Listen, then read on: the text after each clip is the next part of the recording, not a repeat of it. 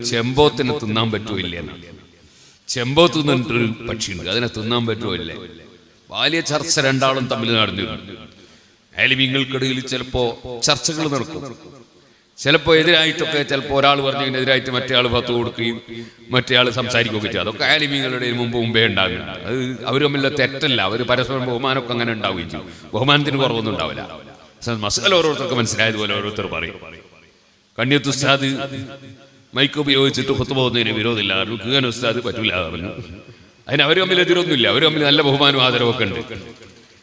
മസാല ഓരോരുത്തർക്ക് മനസ്സിലായതുപോലെ ഓരോരുത്തർ പറയും. അത് സ്വാഭാവികമാണ്, അത് ആലിമീങ്ങൾക്ക് മുമ്പേ ഉള്ളതാണ്. ഞാൻ പറഞ്ഞു വന്നത്, വലിയ ആലിമീങ്ങളും ഔലിയാക്കളും ഒക്കെ ജീവിച്ച നാടാണ് നമ്മുടെ നാട്. നമ്മളെ ഈ നാട്ടിൽ ധാരാളം അമുസ്ലിമീങ്ങൾ ജീവിക്കുന്നുണ്ട്. അവരുമായിട്ട് നല്ല സൗഹാർദ്ദം. സൈനുദ്ദീൻ മഖ്ദൂം പറയുന്നത്, അക്കാലത്ത് തന്നെ അന്നത്തെ നാട്ടുരാജാക്കന്മാരായ സാമൂതിരി രാജാക്കന്മാര് മുസ്ലിമീങ്ങളായ ഖാദിമാർക്ക് ശമ്പളം കൊടുക്കുകയും മുസ്ലിമീങ്ങളായ ഖാദിമാര് മുസ്ലിമീങ്ങളുടെ കാര്യത്തിൽ തീരുമാനം എടുത്താൽ അത് നടപ്പാക്കി കൊടുക്കുകയും എല്ലാം ചെയ്യുന്നവരാണ്. അങ്ങനെ നല്ല സൗഹാർദ്ദത്തിൽ ജീവിച്ചവരാണ് നമ്മുടെ പൂർവികരായ അമുസ്ലിമീങ്ങളും മുസ്ലിമീങ്ങളും ഒക്കെ നല്ല സൗഹാർദ്ദത്തിൽ ജീവിച്ചവരാണ്. അത് ആ സൗഹാർദ്ദം അങ്ങനെ തന്നെ നിലനിർത്തി കൊണ്ടുപോകണം. അതിന് പുറമെ നമ്മുടെ മുൻഗാമികൾ നമ്മുടെ നാട്ടിനെ സംബന്ധിച്ച് നല്ല നല്ല പ്രശസ്തിയുള്ള, ആര് കേട്ടാലും നമുക്ക് നല്ലത് പറയിപ്പിക്കുന്ന ആശയങ്ങളും പ്രവർത്തനങ്ങളും നടത്തിയവരാണ്. ഇപ്പൊ അമുസ്ലിമീങ്ങളെ കല്യാണത്തിന് അവർക്ക് ടെൻഷനൊന്നുമില്ല. കാരണം നമ്മളെ മുസ്ലിം ചെറുപ്പക്കാരായ കുട്ടികൾ കാണിക്കുന്ന പോലെയുള്ള വൃത്തികേടുകളൊന്നും അവരുടെ കോപ്പിന്, അവരുടെ പോക്കിന്, വരവിന് നടക്കുന്നില്ല. നടക്കുന്നത് നമ്മളെ ചെറുപ്പക്കാരാണ്. ഒരിക്കലും ഒരു മനുഷ്യന്റെ മുമ്പിൽ പറയാൻ പറ്റാത്ത പല പണിയെടുക്കുന്നു. അത് ഇവിടെ മാത്രമുള്ള ഒരു സംഗതിയാണ് എന്ന് ഞാൻ പറയുന്നില്ല, വേറെ പല സ്ഥലത്തുണ്ട്. പക്ഷേ നമ്മളെ നാടങ്ങനെ ആകാൻ പാടില്ല. നമ്മളെ നാട് അച്ചടക്കമുള്ള നാടായിരിക്കും.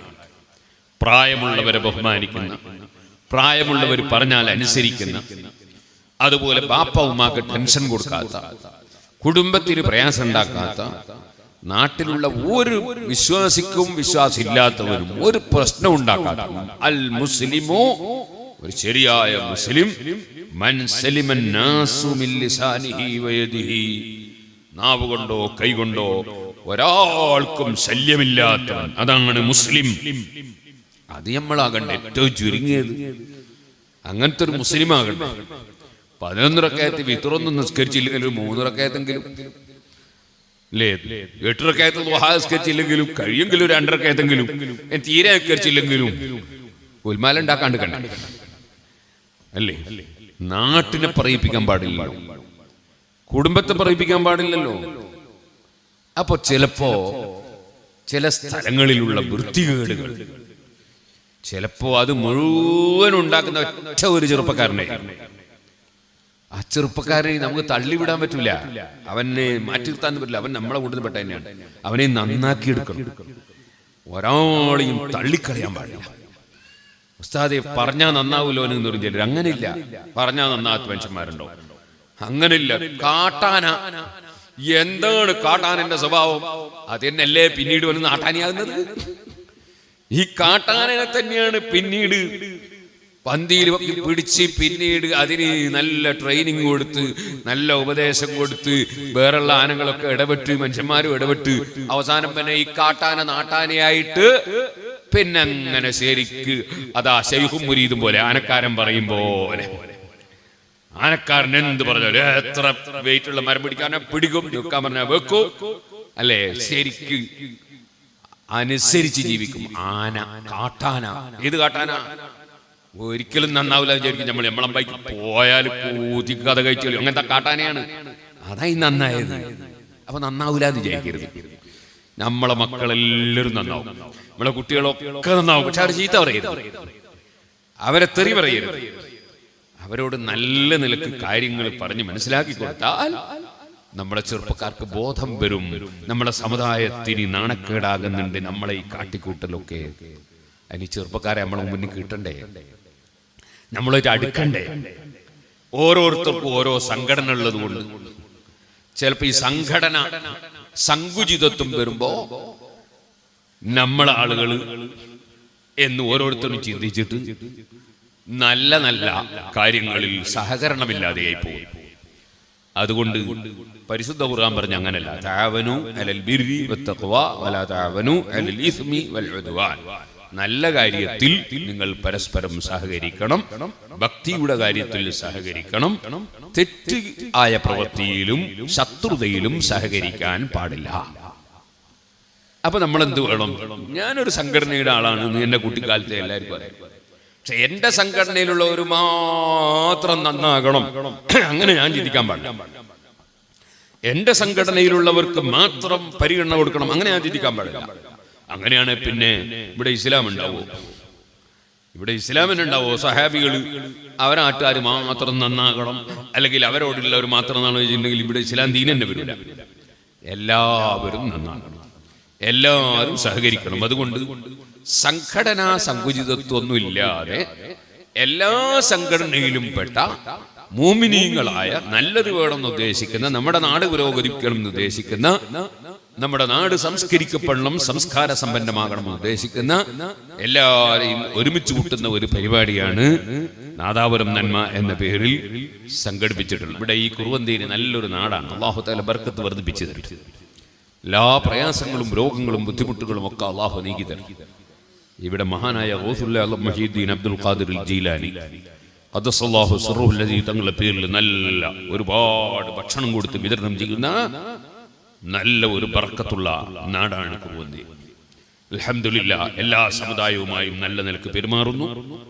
എല്ലാവരും പരസ്പരം സഹകരിക്കുന്നു. ഒരാൾ ഒരു കാഫ്റ്റേരിയ തുടങ്ങിയാൽ ആ കാഫ്റ്റേരിയയിലേക്ക് കുറച്ച് തൊഴിലാളികൾ കൊണ്ടുവരും. അവിടെ പണിയെടുക്കാൻ പറ്റുന്നവർക്ക് വിസ കൊടുത്ത് കൊണ്ടുവരും. അപ്പൊ ആ വീട്ടുകാർക്കെല്ലാം ഈ കാഫ്റ്റേരിയ തുടങ്ങിയവനെ കൊണ്ട് ആ തൊഴിലെടുക്കാൻ വേണ്ടി വന്ന ആളുകൾ മുഖേന ആ വീട്ടുകാർക്കെല്ലാം ഈ കാഫ്റ്റേരിയ തുടങ്ങിയവനെ കൊണ്ട് ഉപകാരമായി. എന്നാൽ ഈ വന്ന ആള് ഒരു അസൂയയില്ലാതെ എന്നെ കൊണ്ടുവന്ന ഇയാൾക്ക് എന്തെങ്കിലും ഒരു ലാഭം ഉണ്ടായി കൊടുക്കണോ വിചാരിച്ച് അധ്വാനിച്ച് പ്രവർത്തിക്കുമ്പോ അദ്ദേഹം കുറച്ചു കാലം കഴിയുമ്പോൾ പിന്നെ ഒരു കാഫ്റ്റേരിയയും കൂടി തുടങ്ങും. അപ്പൊ പിന്നെയും ഒരു 10 ആളെ കൊണ്ടുവന്ന് തൊഴിൽ കൊടുക്കാൻ കഴിയും. അപ്പൊ നമ്മളെ നാട് നിർമ്മിക്കപ്പെടുകയും നാട് പുരോഗമിക്കുകയും ചെയ്യും. ഈ കാഫ്റ്റേരിയയിൽ നിന്ന ചെറുപ്പക്കാരൻ കുറെ കാലം കഠിനാധ്വാനം ചെയ്യുമ്പോൾ ആത്മാർത്ഥമായിട്ട് പണിയെടുക്കുമ്പോ ഇയാൾക്ക് തോന്നുന്ന ഒരു 10% ഇനി തുടങ്ങുന്നതിന് അവനൊരു ഷെയർ കൊടുക്കാൻ നോക്കാം. ആ 10% ഷെയറും കിട്ടി, ശമ്പളവും കിട്ടി. അത് കുറച്ചിങ്ങനെ കാലം തുടങ്ങും. ഇവന് തന്നെ ഒരു കാഫ്റ്റേരിയ തുറക്കാൻ വേണ്ടി ഷെയർ കൂടാൻ കഴിയും. അപ്പൊ വേറൊന്നും കൊടുക്കുക. അപ്പം 10 ആള് പിന്നെയും വന്നു. ഇങ്ങനെ തൊഴിലെടുക്കുന്നവർ മുതലാളിമാരെ ശക്തിപ്പെടുത്താനും അതുപോലെ തന്നെ ഈ ഉടമസ്ഥന്മാര് കുറെ ആളുകൾക്ക് തൊഴിൽ കൊടുത്ത് അവർക്കൊക്കെ അവരെ പുരോഗമിച്ചു കൊണ്ടുവരാനൊക്കെ നല്ല ഒറ്റ മനസ്സോടുകൂടി പ്രവർത്തിക്കുന്ന നല്ല മനസ്സുള്ള ബിസിനസ്സുകാരും അതുപോലെ അവരുടെ കൂടെ തൊഴിലെടുത്ത് അവരെ പ്രോത്സാഹിപ്പിക്കുകയും സഹായിക്കുകയും ചെയ്യുന്ന സ്റ്റാഫുകളും തൊഴിലാളികളും ഒക്കെ വിദേശത്തുള്ള ഒരു നാടാണ് നമ്മുടെ ഈ നാടുകളൊക്കെ. അല്ലാഹു അതെല്ലാം ഖൈറായ നിലക്ക് നിലനിർത്തുകയും വർദ്ധിപ്പിച്ചു തരികയും ചെയ്യുമാറാകട്ടെ. ചിലര് നാട്ടിൽ നിന്ന് പുറത്തൊന്നും പോകാതെ നാട്ടിൽ നിന്ന് തന്നെ നല്ല ബിസിനസ് നടത്തിയിട്ട് നമ്മളെ ഇസ്മായിലിനെ പോലത്തവർ അങ്ങനെ ഇവിടെയും എന്തുണ്ട്, അങ്ങനെ പലരും ഉണ്ട്. അൽഹംദുലില്ലാ, അതും നല്ല തന്നെ. എല്ലാവരും പോയി വിട്ടാ പിന്നെ ഇവിടെ സംഗതി ഒന്നും നടക്കും. അപ്പൊ ഇവിടെയും വേണമല്ലോ കുറെ ആള്, അതും നല്ല തന്നെ. അപ്പോ ഒരു സൂപ്പർ മാർക്കറ്റ് തുടങ്ങി, പിന്നെ ഒന്ന് തുടങ്ങി, ഇങ്ങനെ അൽഹംദുലില്ലാ ഒരുപാട് ആൾക്ക് തൊഴിൽ കിട്ടൂലേ, ഒരുപാട് ആൾക്ക് ഗുണം കിട്ടൂലേ. അപ്പൊ അതൊക്കെ നല്ല തന്നെ. ഈ നല്ല എല്ലാം നിലനിൽക്കണം. പക്ഷെ ഈ നന്മയിൽ അല്ലാഹു തആല കുറച്ച് നിഅമത്ത് തരുമ്പോ നമ്മൾ മതിമറന്ന് എങ്ങനെ പുതിയ ആപ്പിളിനോട് പോകുമ്പോ തുള്ളണ്ടെന്ന് തിരിയുന്നില്ല. 2 കാലുമ്പലോ തുള്ളണ്ട്, കാലുമ്പലും കൈമ്പലും കൂടിയോ തുള്ളണ്ട്, അത് മനസ്സിലാകുന്നില്ല.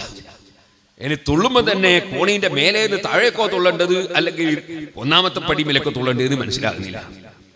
ചിലർക്ക് കണ്ണാടിയോ എറിഞ്ഞ് പൊട്ടിക്കേണ്ടത് അല്ലെ ക്ലോസറ്റോ പൊട്ടിക്കേണ്ടത് മനസ്സിലാകുന്നില്ല.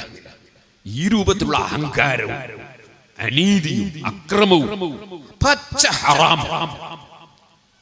ഒരുത്തനൊരു കല്യാണം കഴിച്ചിട്ട് ഖിയാമത്ത് നാൾ വരെ നല്ല മക്കളുണ്ടാണ്ട്, ഖിയാമത്ത് നാൾ വരെ നല്ല ഒരു പരമ്പര ഉണ്ടാകേണ്ട സംഗതിയാണ് ഈ കല്യാണം എന്ന് പറയുന്നത്. അതിനെ നമ്മൾ കാദിയാരെ വിളിച്ച്, മൊയ്ലിയാരെ വിളിച്ച്, തിരക്കുള്ള മൊയ്ലിയാരെ വിളിച്ച്, തിരക്കില്ലാത്ത മൊയ്ലിയാരെ വിളിച്ച്, എന്തായാലും നമ്മൾ നിക്കാഹിനെത്തണം, എന്തായാലും പുതിയാപ്പിള ഇറങ്ങുമെങ്കിലും എത്തണം എന്നെല്ലാം പറഞ്ഞ് ഇവരെല്ലാം തിരക്കിനിടയിൽ വന്ന് ഫാത്തിഹ ഓതി ദ്വാരന്നിട്ട് ഇറങ്ങിപ്പോകുമ്പോഴുള്ള എല്ലാ കുൽമാനും എല്ലാ തോന്നിവാസവും പിന്നെ ഇതിനെന്താ അർത്ഥമുള്ളത്? അപ്പൊ നമ്മൾ എന്ത് വേണം? ഇതെല്ലാം കാണുന്നൊരു പടച്ചോനുണ്ട്, ഇതെല്ലാം തരുന്നൊരു അള്ളയുണ്ട്. ആ അല്ലാഹു എന്ത് ശിക്ഷ എപ്പോഴാ ഇറക്കാന്നറിയില്ല. അതുകൊണ്ട് അള്ള പൊരുത്തപ്പെടുന്നത് മാത്രം, ആലിമീങ്ങൾ അംഗീകരിക്കുന്നത് മാത്രം, മുതിർന്ന നമ്മളെ കാരണവന്മാർക്കൊക്കെ സന്തോഷം ഉണ്ടാകുന്ന കാര്യം മാത്രം പ്രവർത്തിക്കുന്ന നല്ല മക്കളായി നമ്മുടെ യുവാക്കൾ വളരണം. ഒരാളെയും ഒരു ചെറുപ്പക്കാരുടെയും അവൻ നന്നാവില്ല എന്ന് പറഞ്ഞ് തള്ളിക്കളയാൻ പാടില്ല. അവരൊക്കെ നമ്മളെ മക്കളാണ്, നമ്മളെ കുട്ടികളാണ്.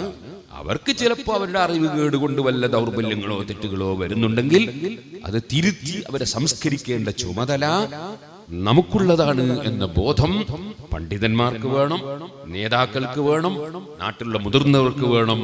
അങ്ങനെ നമ്മുടെ കയ്യിൽ ഒതുങ്ങാത്ത മുസ്ലിം സമുദായത്തിന് ദുഷ്പേരുണ്ടാക്കുന്ന ആളുകൾ നമ്മുടെ മഹല്ലത്തുകളിലും നാടുകളിലും ഉണ്ടാകാൻ പാടില്ല.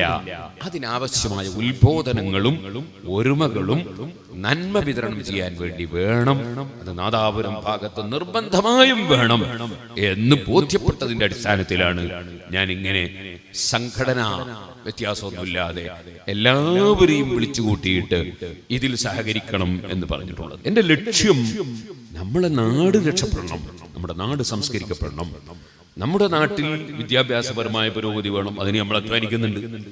വൈജ്ഞാനിക പുരോഗതി, ഇൽമു വേണം, അതിന് നമ്മൾ അധ്വാനിക്കുന്നുണ്ട്. ദർസും കോളേജും ഒക്കെ തുടങ്ങി അതിനുവേണ്ടി കഠിനാധ്വാനം ചെയ്യുന്നുണ്ട്. വിദ്യാഭ്യാസമായ പുരോഗതിക്ക് വേണ്ടി നമ്മൾ ഒരുപാട് ഇംഗ്ലീഷ് മീഡിയം സ്കൂളുകളും കോളേജുകളും ഒക്കെ നടത്തുന്നുണ്ട്. അൽഹംദുലില്ലാഹ് നമ്മുടെ കെ ഹാജിയുടെ മകൻ ഡോക്ടർ ഈ കഴിഞ്ഞ ആഴ്ച നാദാപുരത്തിന് പ്രസംഗം നടത്തിയപ്പോൾ എനിക്ക് വലിയ സന്തോഷം ഉണ്ടായി. നമ്മളെ സ്കൂളിൽ 1-ാം ക്ലാസ് മുതൽ LKG മുതൽക്ക് പഠിച്ച് അവസാനം ഡോക്ടറായി കഴിഞ്ഞതിന് ശേഷം ഡൽഹിയിൽ ഒരു പരിപാടിക്ക് പോയി. അവിടെ എത്തിയപ്പോ കൂടെ താമസിക്കുന്ന 30ഓളം ചെറുപ്പക്കാർ എല്ലാവരും കള്ളുടിക്കാണ്. ഈ ചെറുപ്പക്കാരനോടും പറയാണ് കള്ളുടിക്കാര്, കയ്യിലങ്ങ് കൊടുക്കുകയാണ് കള്ളിന്റെ കോപ്പ. വാങ്ങാണ്ട് നിർത്തിയില്ല. അത്രയും ആളുകൾ പൊതിഞ്ഞിട്ട് നീ ഒന്ന് കുടിച്ചിട്ട് ഞങ്ങൾക്ക് കണ്ടാ ഞങ്ങളെ പരിപാടി വിജയിച്ചു എന്ന് പറഞ്ഞു. അവൻ തന്നെ പ്രസംഗിച്ചേ പറയുന്നു. അവൻ എന്ത് ചെയ്തു? എല്ലാവരും 1, 2, 3 കുടിക്കുമ്പോൾ ഇവൻ മെല്ലെ വേക്കം കുഴിച്ചാൽ. അൽഹംദുലില്ലാഹ് നമ്മളെ സ്കൂളിൽ പഠിച്ച വകയില, നമ്മളുടെ സ്കൂളിൽ പഠിച്ചുകൊണ്ടാണ് ആ ചെറുപ്പക്കാരൻ ഡോക്ടർ അല്ലാഹു അദ്ദേഹത്തിനും അതുപോലെ എല്ലാ കുട്ടികൾക്കും ബർക്കത്ത്. അങ്ങനെ ഒരു തോന്നലുണ്ടായത്, അത് ഒഴിച്ചു കളയണം, കുടിക്കരുത് എന്ന് തോന്നിയത്. അല്ലെങ്കിൽ ആ നജസ് അങ്ങനെ തന്നെ വയറ്റിലാവും. നജസ് വയറ്റിലായാൽ പിന്നെ അതിന്റെ ദോഷം ഇങ്ങനെ ഉണ്ടാവൂലേ? അത് പിന്നെ തീർക്കാൻ കഴിയുമോ?